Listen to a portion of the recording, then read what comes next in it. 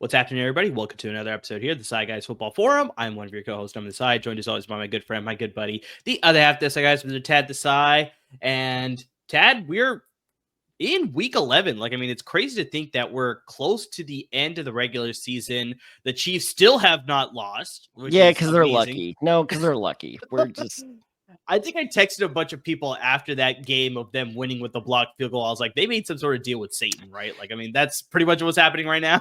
It's like that movie that just came out. Well, it just came out in streaming. Late Night with the Devil. Spoiler alert. Where the host literally made a deal with the devil to become famous. It's like, God, I wonder when Mahomes made that deal. It was probably after his fourth receiver went down. Yeah, and it's probably you see a lot of the Twitter, conspiracy theorists out there that's the NFL wants, the Chiefs to get their three-peat and then to get the undefeated on top of it. So then they're better, not just to get the three-peat, which has never been done, but then also to best the 72 Dolphins to be a perfect team again, sort of thing. So just a lot of people are just they're trying to make that all work out and all this stuff. And just yeah, I really hope it doesn't happen, either of those. we're going to get sidetracked here, but I have got to bring up this conspiracy theory. So I watched the Sunday, sorry, Cap is biting on my heels. I watched the Sunday game with a couple friends, and I think Damar Hamlin either picked off a pass or picked up a fumble or something.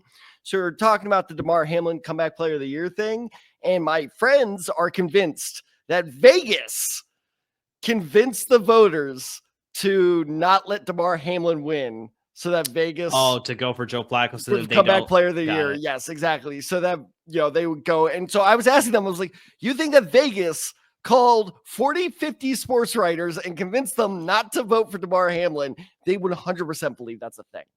And we legitimately got into a yelling match about it because that is fucking ridiculous. Yeah, it's a little out there. It's not a little. It's not a little. It is absolutely ridiculous. Yeah, no, I agree with that. And I am using my platform to voice my displeasure. There you go.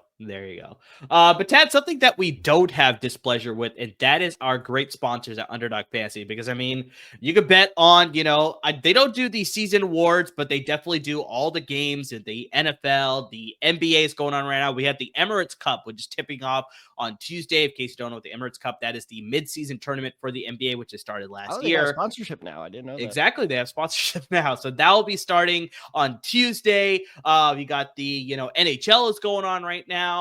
There's college sports you can be betting on. College basketball is tipped off, so it's you can start betting on that as well. Obviously, you got college football, MMA, boxing, esports. They got you covered on all fronts there. So get into the action with Underdog Fantasy. Use our promo code DESAI, DESAI. You could double up on your initial deposit of $10 or more, up to $500, courtesy of our good friends at Underdog Fantasy. You can bet on the website, very easy to use, very user-friendly there. You can also use their mobile apps, both on Apple and Android devices. Just as easy to use, just as user-friendly, guys. So get into the action. A lot of things you'll be betting on. Earn yourself some holiday money as we're coming close on Thanksgiving as well as Christmas, guys. So get yourself some spending money to buy all your friends and family some gifts. So use that promo code once again, DESAI. Double up on your initial deposit of $10 or more, up to $500, courtesy of our good friends at Underdog Fantasy. So, yeah, it's a great website, right, Ted? Get that Black Friday cheddar. There you go. You gotta do it. Speaking of, Christmas and the seasons and, just wishing for things to be a lot better. I think there's a lot of Cowboys fans, Dad. I'm pretty sure optimism is very low in Dallas. It is. Sure it's amazing. Dallas radio. People were crying in the streets, and I was like Cartman in that South Park episode, just your tears of unfathomable sadness. Yeah. It was hilarious. I was browsing social media and somebody posted a video. They're high up in the stands at AT&T Stadium. Oh, they're there with their grandma, And I guess grandma pulled out a book because it was 20. she Grandma was in AT&T Stadium because it was just like, yeah, this is probably more entertaining than what I watch. No. Come on, Graham. Oh, yeah. We saw Cooper Rush. We did see Trey Lance as well, but neither seemed to solve any sort of thing for the offense. They're both with just Dak terrible. Prescott being out. And that's where we sort of kick off today's episode, Tab, because even though Dak Prescott is injured, I do have an update that is a little bit concerning for Cowboys fans because he is going to see a specialist today as a recording on Monday to determine whether he needs surgery on his hamstring or whether he doesn't. Because Jerry Jones, in his weekly radio show appearance, he said that Dak Prescott's hamstring partly torn off the bone, which sounds so much more severe based on what I saw in that game. It didn't seem like he was suffering that bad of an injury, but yeah, this seems pretty extreme. If he needs surgery, Tad, that is a 3 to 4 month recovery process, so he will be shut down for all of 2024. If he does not need surgery, though, that timetable is looking like instead of initially with the IR, him being placed on IR, that was about 4 weeks, right? This would then be, if he doesn't need surgery, it's looking like 6 to 8 weeks, though. So it's like, honestly, like, I mean, there's an outside chance he could return this season, but Tad, based on the way the Cowboys season is going, for me, I would just shut him down for the rest of the season because it doesn't seem like they have much hope in that division. We have a big Thursday night football game between the two top teams in the NFC East between the Eagles and the Washington Commanders. So it's like they're looking like to be the front runners to possibly win this division. Cowboys team like, let's punt it and let's focus on 2025. But I mean, what would you think you'd do in this situation? So how does that work? Do they I don't know, staple the muscle? Because you can't sew into a bone, can you? So you can't sew the muscle back on. I have no idea, to be honest with you. That is way beyond my pedigree when it comes to medical knowledge. Not that I have any medical knowledge to begin with, so it's do you Gorilla Glue it? Cut it open, take a little tube of Gorilla Glue and just squish that it does down? Not seem sanitary by any means to use Gorilla Glue. That sounds horrible. Yeah. Anyway, look, you're correct. And the smart thing to do would be shut him down. Unfortunately, it's Jerry Jones. And he wants that Super Bowl and he knows that window's closing. So, but ultimately it does seem like, because I'm actually shocked because the last update I heard is that surgery was a done deal. He was going to get it. So I didn't even know. That seems possible. But I didn't even know that, he still hasn't done it because I got that alert last week. So maybe Dak's listening to Jerry a little bit, but I think at the end of the day, especially now that he's gotten his, contract, I don't think, speaking of injuries, my Achilles might be torn by my cat while we're recording. Shoot. Anyway, so yes, I completely agree. If it's really this severe, he should be shut down for the entire season. What does that mean for the rest of the Cowboys offense? Rico Dowdle still has a little bit of fantasy value, a fine bench player. Hence bench player. CD Lamb this past week, at least in a half PPR leagues, only put up 5.5 points. So now might be a good time to try to unload him. Kind of big game. I feel like now it's too late. I think hopefully you had that one league member. God, I don't know why I'm so flummy tonight. I think you had that one league member who hopefully is not following the news all that carefully. Is kind of a casual football fan and just sees the name CD Lamb. And you're like, ooh. So that's not a bad strategy, but yeah, I don't think CD Lamb is a unquestionable wide receiver number one anymore. Jake Ferguson's droppable. Jonathan Mingo, who they traded for, which is hilarious. He was inactive for that game. Was he actually? I was wondering where he was at. Inactive. Yeah. I was wondering where he was at. Yeah, don't even bother with him. It's just, the whole Cowboys offense, fantasy speaking, is just toxic at this point. Yeah, I think it's if you can unload anybody on your fantasy roster that does play for the Cowboys, that's probably a smart move. Maybe with the exception of maybe Brandon Aubrey. I think he still holds a little bit of value in that offense. Yeah, but that's not offense, though. That's special teams. Yeah, still, as far as a fantasy player, that's probably the only guy that I'm trusting right now as far as the Cowboys team is concerned when it comes to fantasy football. Fair. Let's get to the running backs here, Tad. Now, I'm going to give you a name here. It may not be that much more of a, ping on the radar when it comes to fantasy managers as far as I'm concerned about this. It's more about what it can lead to here. And that is Miles Sanders, running back with the Carolina Panthers. One ping only.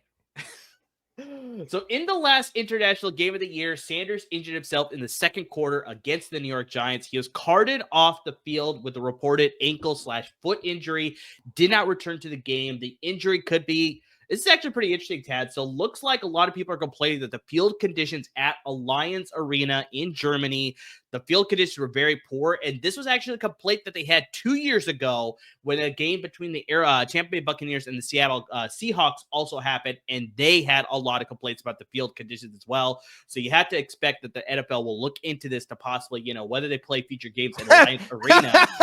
Maybe that's something that they're going to evaluate possibly there. But the NFL caring about field conditions, that's great. No word yet on the severity of the injury, but it looks like Carolina's anticipating that Sanders is going to miss significant time. But here's where, like I said, there's a little bit of silver lining potentially here. So Panthers on a bye week this week. So, I mean, this should possibly give Sanders a little bit more extra time to sort of see specialists, get some more tests done. If it's not that severe, he could probably come back. But I think the bigger thing here, Tad, so we talked about this last week, is that Jonathan Brooks, the rookie that they drafted in the second round, was activated off of the IR. So his practice window is open. So now with the bye week, and now you have an injury to Miles Sanders. Tad, I know you mentioned that, you traded for Chuba Hubbard. He had a fantastic game against the New York Giants. Yes, he did. But this could be a little bit, maybe we'll start to see a little bit more of the rookie Jonathan Brooks after the bye week with this injury to Miles Sanders. And, obviously you want to keep that practice window open. Otherwise, they'll shut him down for the entire year. Now, there's still a possibility that they may happen. But with this news, I wonder if they may push it to be like, all right, let's see what we got here with you and determine what's their plans for 2025. Because obviously they're not competing for anything 2024. But just, a little bit of silver lining there with that Miles Sanders injury that we may finally see Jonathan Brooks as opposed to possibly him not playing this season for the Panthers. The kicker slipped in the Super Bowl, and you think they're going, and they didn't do anything, and you think they're going to worry about a field in Germany.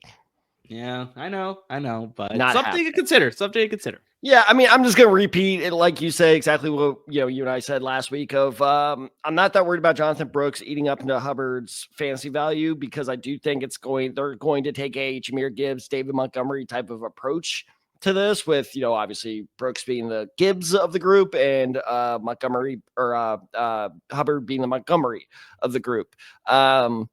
And honestly, and hopefully there are not many of you out there, but honestly, this is just bad news for Miles Sanders managers, because, we also said this last week, he's getting cut in the offseason. Either cut, holy phlegm, either cut or traded. I'd be shocked if he was traded, but you know what? The Giants are always out there doing something stupid. So, or the Jets. Sorry, New York.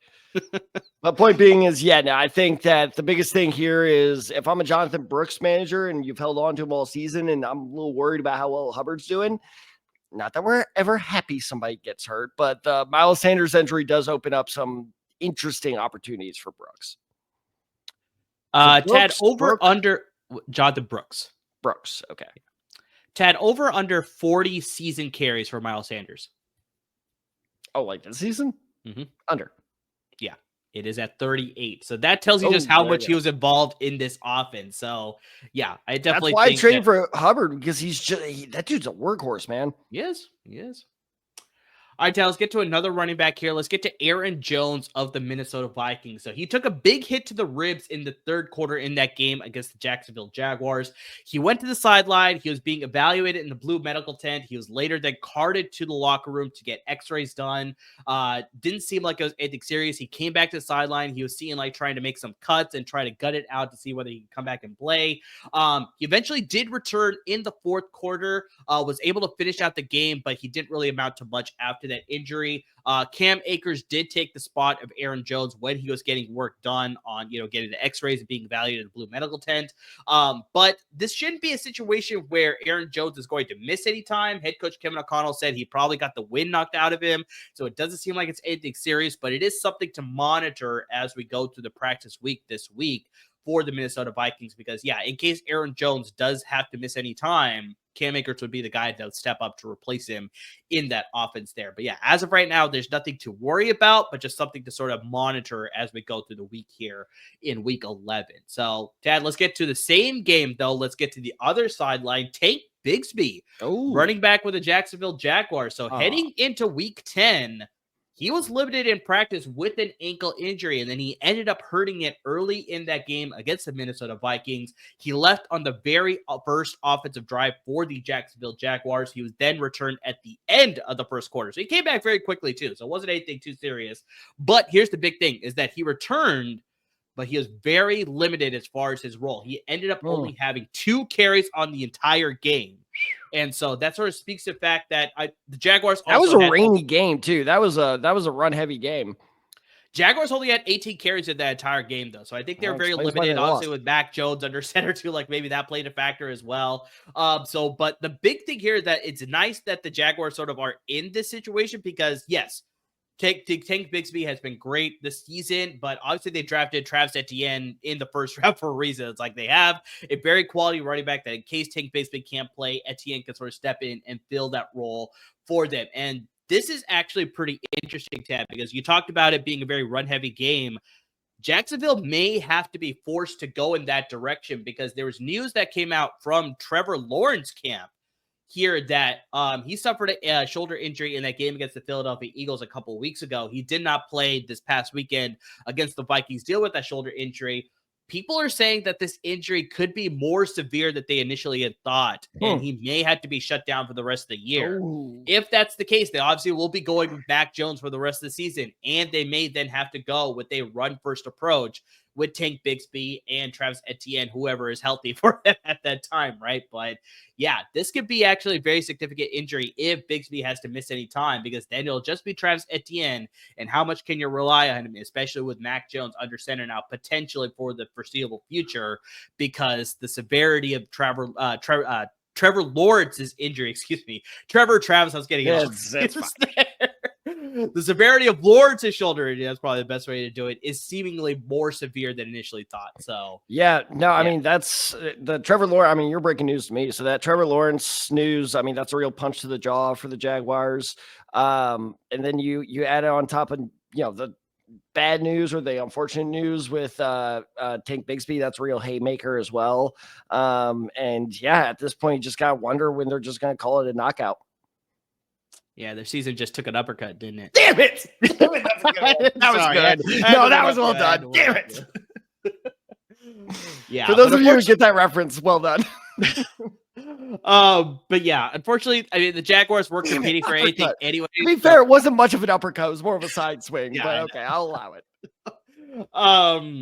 But yeah, like we were talking about with the Carolina Panthers, the Jaguars weren't really competing for anything this year, so it's like it's probably better if Lawrence on the side of caution by shutting down Trevor Lawrence. But yeah, this just for fantasy managers out there sort of limits the potential production then potentially, where it's like now defenses can focus on the run.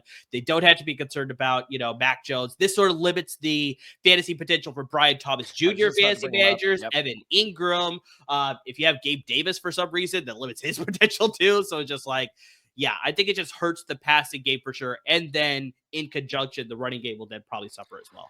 I mean, from a pure football standpoint, completely agree. Like, if I'm the Jaguars and the injury really is that severe, trust me, you don't want this turning into an Andrew Luck situation where he's dealing with so many lingering injuries that he just calls it quits after 5 years, which, by the way, as a Colts fan, I don't blame him.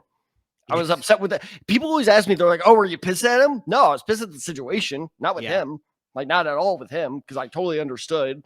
And yeah, you just got to be careful with that shit. So yeah, if I'm the Jaguars, they're what, 2-7 now? 1-1. I believe so. Yeah, something like that. So yeah, if it's that bad, if it's gonna linger, shut them down.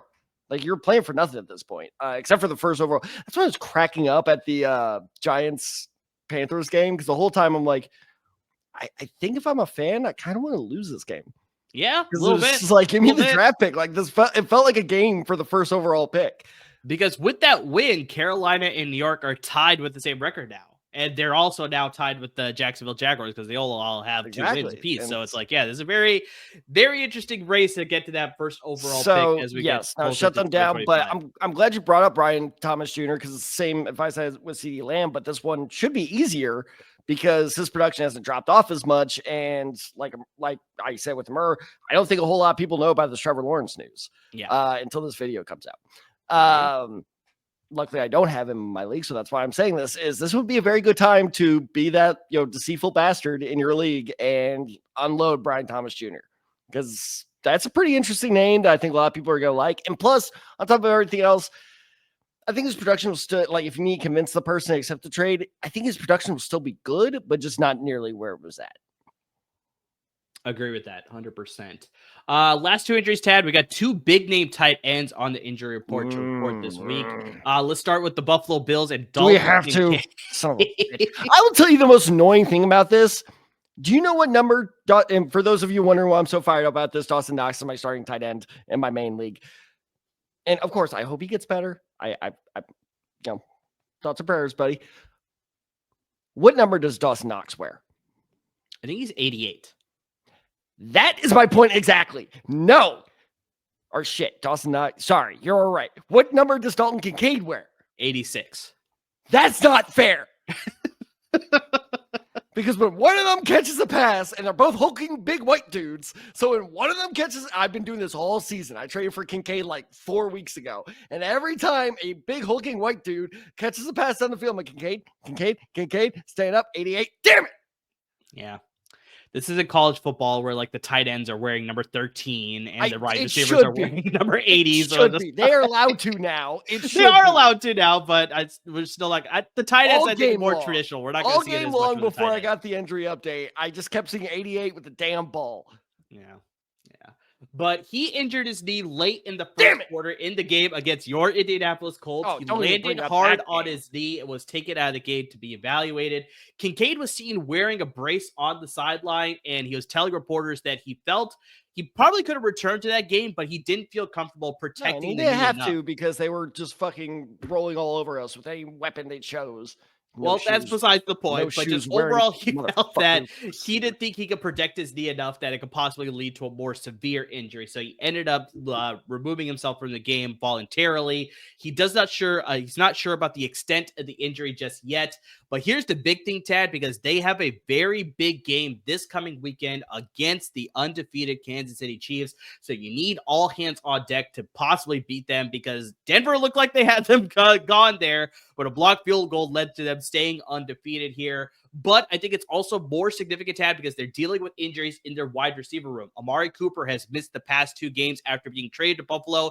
He's been dealing with the wrist injury. But also rookie Keon Coleman is dealing with his own wrist injury, and he is going to miss at least the next game, if not possibly longer than that as well. So, yeah, they need everybody possible to beat the Chiefs. And, yeah, if you're missing your tight end plus 2 of your wide receivers, that is just shaping up to be a possible situation where they will be severely handicapped to play the Kansas City Chiefs. And that's just going to play into Patrick Mahomes, Andy Reid, all of their favor to possibly get another win and just take that much more of a stranglehold in the AFC playoff picture to clinch that number 1 seed. But yeah, this is going to be a very interesting practice week to see what the severity of that injury is for Dalton Kincaid. Dawson Knox is a very good, replacement piece. So it's like, I like him to fill in as a fantasy piece in case Dalton Kincaid can't play, but just, to be without your receivers as well, this is not shaping up to be a very good, possible game against Kansas City without a lot of your stars on offense. So no Shoes McGee is going to have another big game. Could happen. Do you understand that reference? Did you see that? Yeah, Mac Hollins, yeah. Yeah, fucking Mac Hollins. For those of you who don't know, the Bills have a total psycho at receiver who doesn't believe in shoes. He calls them feet traps. Yeah. I hate him. All right, fine. You don't believe in shoes? Go out and play without cleats. Go ahead and try that. See how well that works out for you, you douche. But no, it's like I said. So Kincaid is on my team. So I do I almost feel like a coach. Like first thing I do when I wake up Monday morning is check the injury report of like, all right, boys, what are we dealing with? And from everything I've read, it seems like Kincaid definitely something to monitor.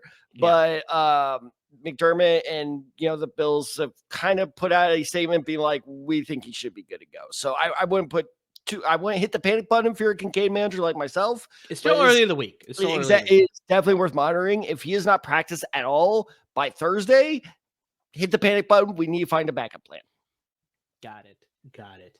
Tad, last injury that we have to bring up, also to the tight end position, Sam LaPorta, tight end with the Detroit Lions. He injured himself in that game against the Houston Texans. During a resurgence, too. He's had a good 2 games. Yeah, he's been playing pretty well the last couple of weeks. So after making a big catch in the third quarter to put the Lions in scoring position, LaPorta landed on his shoulder a little bit awkwardly. He went to the sideline, but he wasn't seen like over his shoulder. Yeah. He looked like he was perfectly fine, but he was evaluated in blue medical tent. They removed him from the game. He did not return in the game in Houston Texans. Medical staff performed an x-ray on him. It looks like there's nothing, significant there. It seems like it's a very, low impact injury. Head coach Dan Campbell has said that they don't expect this injury to keep him out for a long time, but there is potential that he may miss up to 1 week. But once again, it's very situational. What we talked about with Dalton Kincaid.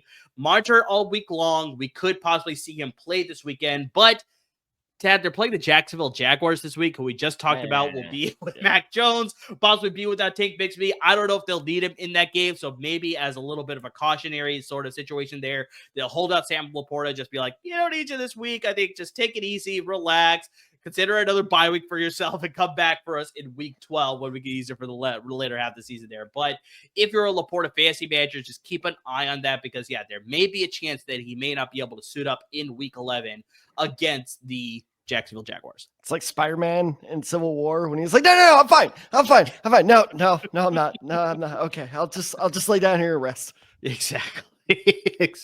So not as many injuries, thankfully, for week 11. So yeah, a lot of guys came out there clean. And so yeah, just a few situations where you just need to monitor it as we get closer to the end of the week, as we get closer to the week 11 slate there. So let's get into our week 11 waiver wire picks here, Tad. We have 4 teams on a bye week this week. We got the Arizona Cardinals. Ooh. We got the Carolina Panthers, who we brought up earlier. The New York Giants are on a bye week, as well as the Tampa Bay Buccaneers. So, I mean, we got a lot of good names there. Kyler Murray had a fantastic game against the Jets. He is on a bye week. We had talked about it. Chuba Hubbard's been playing really well. He's on a bye week. Malik Neighbors is probably the best name in the Giants offense, so he's on a bye week. Good, though. Did have a good week last week, but still. And then for Tampa Bay, you got a lot of great names there. You got Baker Mayfield, obviously Rashad White, Bucky Irving, Kate Otten has been killing it, obviously. Yeah. But the nice thing for all of you fantasy managers of Mike Evans, he should be able to return. You stole my talking point. That's the big thing there. But yeah, all 4 of those teams are on a bye week. So Tad, we already talked about, Baker Mayfield being on a bye week. Kyler Murray's on a bye week. Who do you got at quarterback this week as a good pickup? Oh, I think our loyal listeners for years will love to hear this name. You ready? Let's hear it. I'm a believer. Okay. Colin Smashmouth. Justin Herbert. Justin Herbert. I think it's time to pick up Justin Herbert. He's available in 53% of ESPN leagues. Let me read you off a couple stats. This is crazy. He has scored 19 plus fantasy points in 3 straight games. And granted, yes, I know people are going to be like, well, he just scored a rushing touchdown last week. I don't care how he does it. He got there. It's true. He is attempted, and this is the funny thing. There's a reason I looked up this stat because you and I were very concerned about his fantasy value going into the season, given the way this offense was inevitably going to run, which is quite literally through the run. Yeah, they're running through the run. And here's the crazy thing, though. He's attempted over 25 passes in 6 games so far this season. That is way higher than I thought it would be at this point. And also, this is interesting. Do you want to guess how many interceptions he has thrown this season? I know he threw one against Arizona, so I think I want to say like 2. 1. That was the one. That was the only interception he's thrown all season. It was against Arizona, though, right? I believe so. I will double check that while you're giving me your reaction to this pick. But bottom line being is, I think that while he is not a guy that will exactly light up the scoreboard for you, he is a very safe option, especially at this point in the season. That's really good. In his next 3 games, he plays Cincinnati, Baltimore, and Atlanta. Those are not, I'm not going to say those are bad defensive. Well, Cincinnati's secondary is god awful. But by the way, did you see they messed up a deal with Xavier Howard? I think I missed that. I'm not sure what happened there. Cincinnati Bengals were trying to sign Xavier Howard, and they couldn't agree to terms. Wow. How did Cincinnati's against Cincinnati? But point being is, without Xavier Howard, Cincinnati's secondary, pretty bad. The other 2, good, not great. So I actually like the next like 3 games Herbert has going. It is a little risky because he is, I believe, and I'll double check this, but I think he's only thrown for over 2 touchdowns once all season. He usually caps out. So again, he has a pretty like limited ceiling, but at this point, I'm believing a pretty safe floor as well. It's actually, Justin Herbert, a lot of people, peg him as being a top 5 quarterback. And, this season maybe it's sort of phrasing.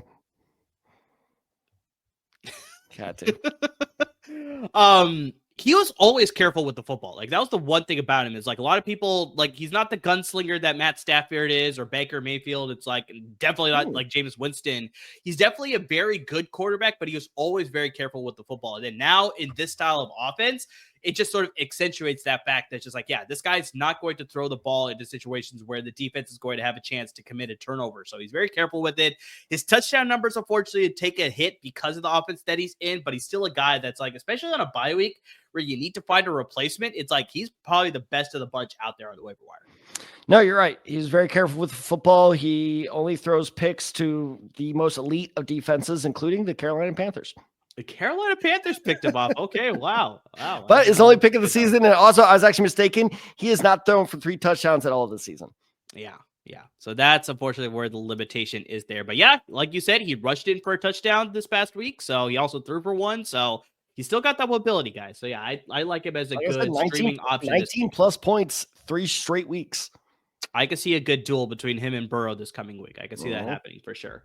All right, Ted, let's get to the running back position. So, while the teams that we brought up there, Chuba Hubbard's on a bye week, James Conner, Tyrone Tracy, a guy that I love. He's on a bye week this week. He had a great game in Germany there. And we already talked about Bucky Irving and Rashad White. And for those of you in a deeper league, Sean Tucker as well. So they're all on a bye week. Who do you guys replace him for? I mean, I don't have as a replacement for them because my guy's on a bye week, which, by the way, this is 2 weeks in a row I've done this where you're like, he's on a bye week. I'm like, yeah, still. Because it's funny. So like I said, I was watching the game with friends on Sunday, my crazy conspiracy theorist friends. And it was me and the guy whose house it was, and we were watching the Cardinals game. And we kept seeing this number, I think it was 33. Running and catching the ball for Arizona. We're like, who's this motherfucker? Because we won. Do you know why we were angry? Because it wasn't going to Amari DiMercado? Yeah, exactly. Okay. Give it to my frog. He had 40 yards. Was that last week?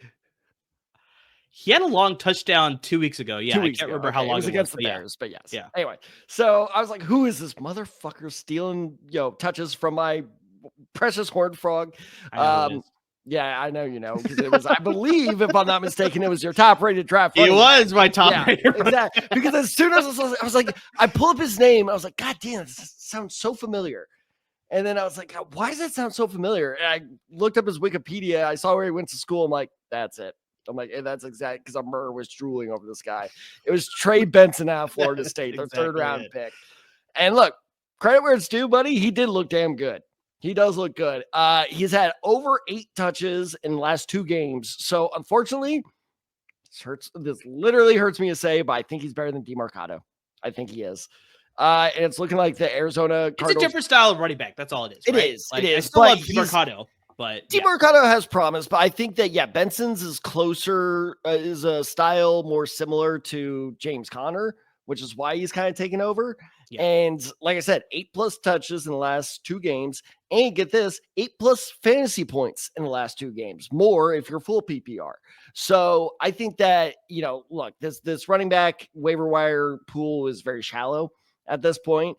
It's getting tough to find guys you can possibly depend on. Like I said, Rico Dowdle, I know that Murr was kind of poo-pooing him, but I mean, it's a number 1 running back at this point, even if it's on a shit team.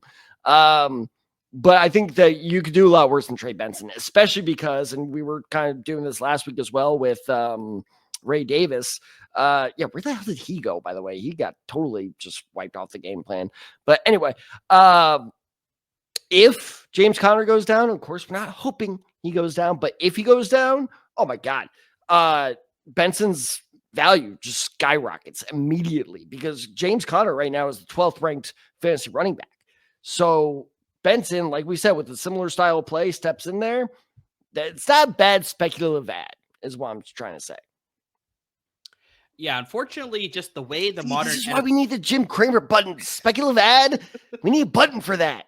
Unfortunately, with the way that the NFL has shifted here, with sort of like, going pass first and devaluing the running back, it's like rookie running backs just don't hold that same appeal and value unless it's like they're being drafted in the top 10, like your Bijan Robinsons. And, Breece Hall was not a top 10 pick, right? Or was he?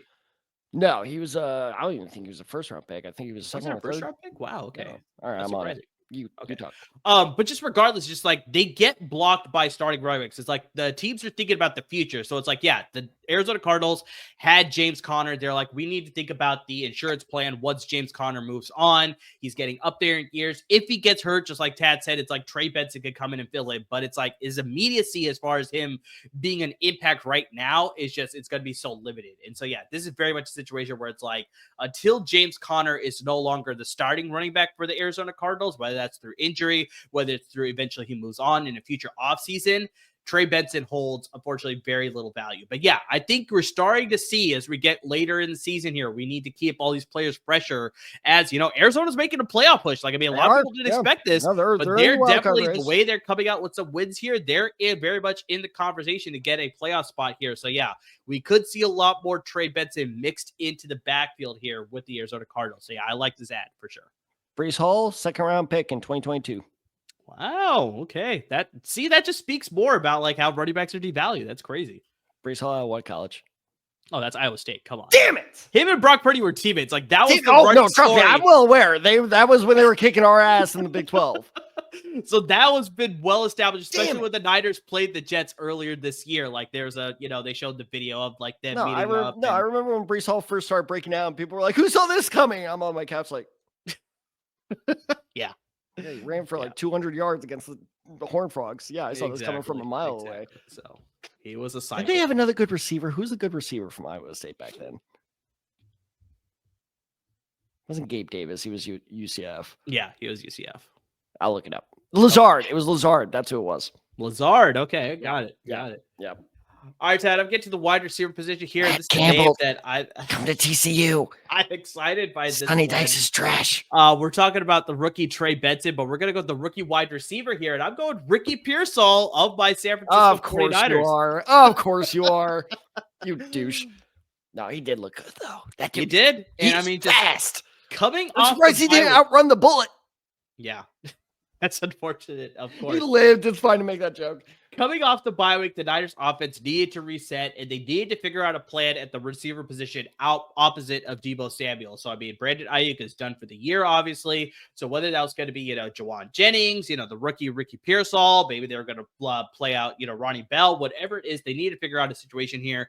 Deebo Samuel's going to be just fine, but just, finding that other option in this passing offense, with Kittle as well, that's like you need to get another guy in there. So Jennings was dealing with a hip injury the last couple of weeks, so he wasn't his usual self outside that, that week 3 amazing performance that he had against the Rams, but he's still going to get a lot of targets when he's healthy, and he was healthy against the Tampa Bay Buccaneers. He led the team in all receiving categories. Like, I mean, Brock Purdy was looking his way quite a bit, but that very first touchdown of the game for the San Francisco 49ers went to Ricky Pearsall. Just like Tad said, he shows good speed. There's a lot of times where they're showing replays where just Ricky Pearsall is just a very good route runner. Like, I mean, you see him making sharp cuts. He's finding a way to get open in this offense. I think he's just going to be more involved as we get further along in the season.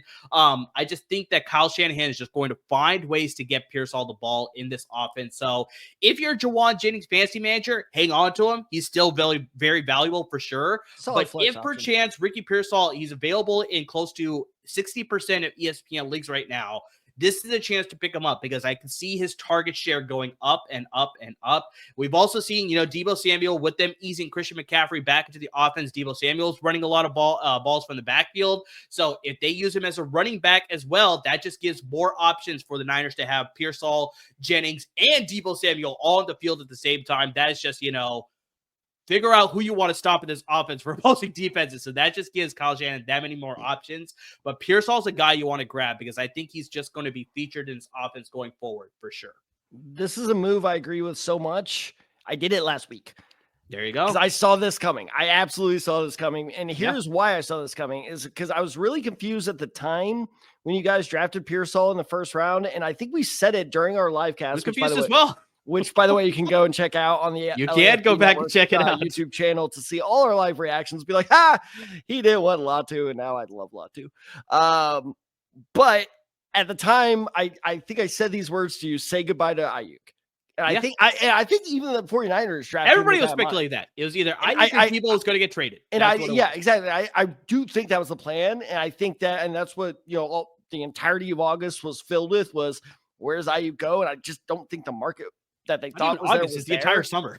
Yeah, for real. So I don't think the 49ers expected to hold on to Ayuk. That's why I was so shocked when they extended him, and it was like, well, you drafted Ayuk's replacement. So what happens now? And not fortunately, because of course I don't want anyone getting hurt for the entire season unless it's Deshaun Watson. Ayuk goes down for the season. Well, this is just why good teams are good. You drafted his replacement already. And it's just, that's exactly why I picked up Pearsall, because my thought process was he's just going to take Ayuk's role. And that's pretty much what it looked like to me against the Buccaneers. I may be mistaken there, but yeah, exactly like what you said, like crisp route runner, freak athlete, use him in a variety of ways. It just seemed like they basically were just like, all right, 11's out, let's put 14 in.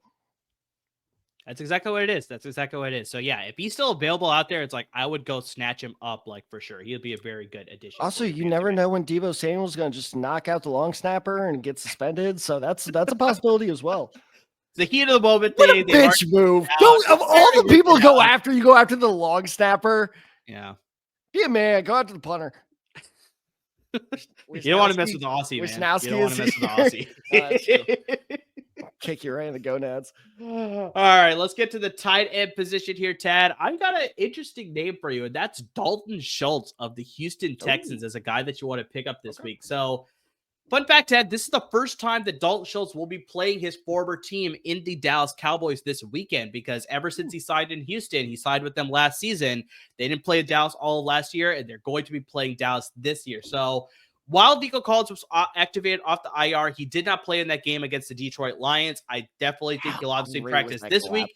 He will play this coming weekend against the Dallas Cowboys, but I think against Detroit, Schultz ended up that game for the Houston Texans second in receiving yards, and he caught 3 of his 4 targets. So, I mean, he's getting involved.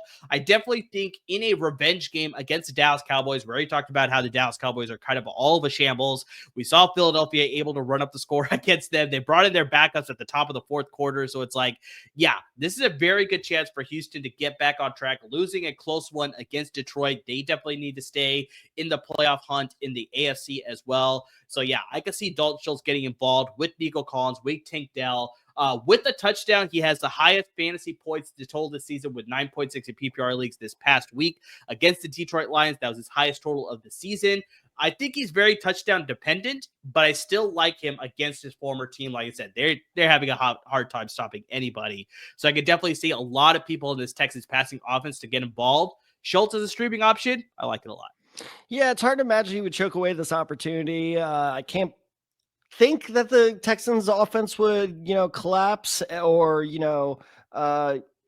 blow anything. I'm asking them for blowing. You're trying way too blew hard. What was it? 16-point lead. That was great. I know. Was it 16, 17? Whatever. Who cares? They suck. I love it. Coming from the fan of a team that is blown the largest lead in NFL history. We are only 2 wins out of the division race, baby. 2 wins with Joe Flacco. Flacco magic, baby. He looks so bad. Yeah, he did. But I mean, just like with any tight end, because Hawkinson made me look like a fucking idiot. Because he did. He had a great game. And he had a good game, but he only had a good game because he scored a touchdown. Otherwise, he would have had 5 points. So yeah, it's just basically like if you're just, it's like starting a tight end is just basically betting this guy is going to score. So if you think it's gonna be Dalton Schultz, I'll ride with you because that Dallas defense is not good. Nope, not at all. No, but Ted, speaking of defenses, Diggs interception. I don't know if you saw that, but that was a good pick. That was a good interception. He does have the flashes, but I still think that's why he's overrated though, is because he'll make a really cool looking play, and people are like, "Oh shit, he's really good." It's like, yeah, but they don't show you on SportsCenter the 8 times he gets burned. I will say it wasn't the smartest throw by Hurts, though, because he had the receiver open so much sooner, and he just waited too long on the throw. Not only was it not the smartest throw, it was horribly aimed. Like, it was just a bad throw. Yeah. But now we're talking about a terrible defense here. Who's a defense that you want to pick up here in Week 11 as a streaming option? I mean, we're talking about picks. What did I text you last night? You text me a lot. I don't remember what you texted me last night. It was after, I was like barely paying attention to the Lions-Texans game because it was just like the Lions were getting blown out. So I was like, yeah, whatever. So I was just like doing work on my laptop. And then I looked up, Goff throws a pick. And I was just like, yeah, okay. It was an ugly pick. And I was just like, all right, well, I guess the blowout's, complete. And they go, that's his 5th pick of the game. I looked up, I'm like, he's thrown 5 picks. Yeah, that was not a good look at all for Jared Goff last night. I rage quit on Madden before I get to that point. Anyway, so Houston's defense is actually pretty good despite having some tough matchups. They're available in 56% of ESPN leagues. They're widely out there. They're widely available. They're widely available. Like I said, just picked off Jared Goff 5 times last night, and despite losing and letting up 23 unanswered points, just inject it straight into my veins. I hate them. Anyway, also, real quick, those uniforms, yay or nay? Oh, the Battle Reds? Yeah. I didn't think they were that bad. They would have been perfect if those helmets weren't chrome. The chrome was too much. I agree with that. Matte finish would probably be nicer. That's exactly why I told my friends. See, that's why matte finish would be nice. Yeah, I agree. I agree with that. Yep. Attaboy. But get this: they've scored over the Houston Texans defense in fantasy. Have scored over 7 fantasy points in 4 of the last 5 weeks. So they're actually doing pretty solid. And as you already pointed out, they play the Dallas Cowboys next. Yeah, fantastic matchup this week. Do you know how many points they allowed the Philadelphia Eagles defense to score in fantasy? They did pretty well. I want to say it was like maybe 13 or 14. 13 or 14. Oh, in DraftKings, you took them and they scored 20 points. Yeah, well, in my league, they scored 17. There you go. So bottom line being, Cooper Rush sucks. Straight Lance is like, and me and my friend were talking about this, like Lance, like Jamarcus Russell level bust. Like, and don't shake your team, Trey. You should be kissing Brock Purdy's feet. Oh, no, believe me. Yeah, we got the saving grace of Brock Purdy. He is like motherfucking Teresa to that team. He bailed you guys the fuck out. Because, and we were talking about this. You know who the 49ers would be without Brock Purdy? You'd be the New York Jets. Yeah, it's possible. Mm-hmm. Very, very possible. Very good team. But even though it's Sauce Gardner, my God, man, make a tackle. But anyway, point being is, Ray McBride shed him like a skin, like an old skin for a snake. Like that was so bad. That was awesome. But point being is the Texans going against a very bad Cowboys offense. They're right in a hot streak. I wouldn't say this, but I like the Houston Texans defense. And once again, they're available in 53% of ESPN leagues. So they're out there, which is very surprising. Yeah, at the beginning of the season, we usually talk about streaming options and matchup-based starts. This is the definition of a matchup-based start. Like, I mean, this is 100%. Literally, it's the only waiver claim I'm making all week. Yeah, exactly. This is the best claim to make if you need a defense to stream this week. Yeah, even if you don't need a defense to stream this week, like maybe even just swap out whichever starting defense you have to possibly start. If you have that sort of. I thought you meant drop another player for them. No. Like possibly make a bench spot for this defense to start this week because I can feel them having a very big week for sure. Possibly the highest scoring fantasy defense this week. That could possibly be in the cards. That would not shock me to leave. Again, picked off Goff 5 times. Yeah. 5. I rage quit after 3. All right, so let's close this out with the kicker option for you guys. I'm gonna go Tyler Bass, a guy that you brought up. I think in our that's episode. Cheating. He is widely available though, Tad. He is out there. I told you that's my whole point. Is like, hold on, you talk. Let me pull up my notes real quick. This is a big game. I already brought this up. This is a big game for the Bills. They're playing the undefeated Kansas City Chiefs. We already talked about how Buffalo 70% of leagues. Did that change much? No.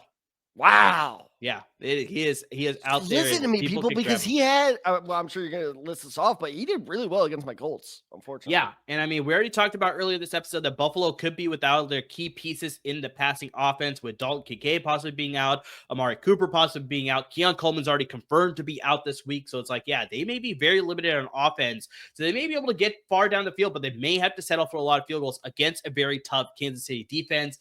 Bass has had back-to-back games. This includes the game over the weekend against your Colts, scoring 12 fantasy points. And he's had double-digit fantasy points in 3 of his last 4 games as well. He's also had he's had at least 7 fantasy points in 8 of his 10 total games this season. So, I mean, yeah, this guy is producing for you, and definitely recently he is producing for sure. And yeah, with the possibility of missing some pieces on offense, there could be a situation where Tyler Bass will have to score some points for them. And yeah, he's definitely a worthy pickup this week for sure. All right, sorry, I was half listening to you. Who do they play again? They're playing the Kansas City Chiefs this week. Okay, is it in Kansas City or in Buffalo? That is a good question. I think it is in Kansas City. Okay. So Kansas City. Let's double check. We're gonna, because I'm pretty sure we did this last time too. We're just gonna make this a weekly segment of Tad checks the weather while we're talking about fantasy kickers. So okay, weather report. It's in Buffalo. It's in Buffalo. Sorry. It's in Buffalo. Okay. It all is right. in Buffalo. Let's read the Kansas City. Kansas City, by the way, you're gonna get a little bit of clouds this weekend. There you go. I could totally be a meteorologist. There's a Buffalo, Texas. How about that? All right, Buffalo, New York, Sunday. Woo! Low at 39. Good God, why would you ever live in Buffalo? But no rain and there's no like wind icon. So yeah, pretty good day for a kicker. Yeah, should be pretty good. Should be pretty good. Thank God Tyler Bass is hot, because those benches sure won't be. Yeah. Put it. Sure. Dad joke for the win. All right, guys. So let's definitely, keep an eye on those injuries that I brought up at the top of the episode. Make sure you listen to our waiver wire picks here. But guys, in case we got to something that, we didn't get to, if there's something you wanted us to get to, I think that's a better way to put it there. We can't get to everything that we want to in a given episode. So we cover the most that we can. We give you our best options when it comes to waiver wire, when it comes to start sit decisions, when it comes to the injury report. We give you all the key injuries that we want to. But yeah, in case we can't get to something that you want us to get to, this is where you need to hit us up on our social media handles, because that is the best way you can interact with us to get personalized advice for your specific fantasy league. So this, will give you personalized advice when it comes to start sit decisions, when it comes to waiver wire decisions. If your trade deadline hasn't come already in your league, we can give you trade advice help as well. If you played a dynasty league, we give you maybe your season's over for this year. You start thinking about the future. Maybe you want to acquire some draft picks. If you're in an IDP league, we play in that as well. So, guys, whatever it is, we're here to help you. The only way we can help you is when you interact with us. You got us on Twitter. You got me at UpTheSide23. You got Tad at TadSide94. Got the show handle at The Decide Guys. And, of course, on Instagram at The Decide Guys as well. So hit us up. Interact with us. We got a lot of people that are interacting with us on our YouTube channel as well. So make sure you subscribe to our YouTube channel. They're interacting with our video. They're asking the questions there. So yeah, maybe you're not on social media. Maybe, with Elon Musk supporting Donald Trump, you want to be off Twitter. So it's like, maybe that's why you want to interact on YouTube instead. So that's something that you could do. We'll answer your questions. We're checking everything. We can give you personalized advice. We want to help you win some fantasy championships and take home as many fantasy titles as we can. Like I talked about, subscribe to our YouTube channel, subscribe to our podcast, wherever you list your podcast. And please, please, please support our parent network at LAFB Network, because without them, there would be no us.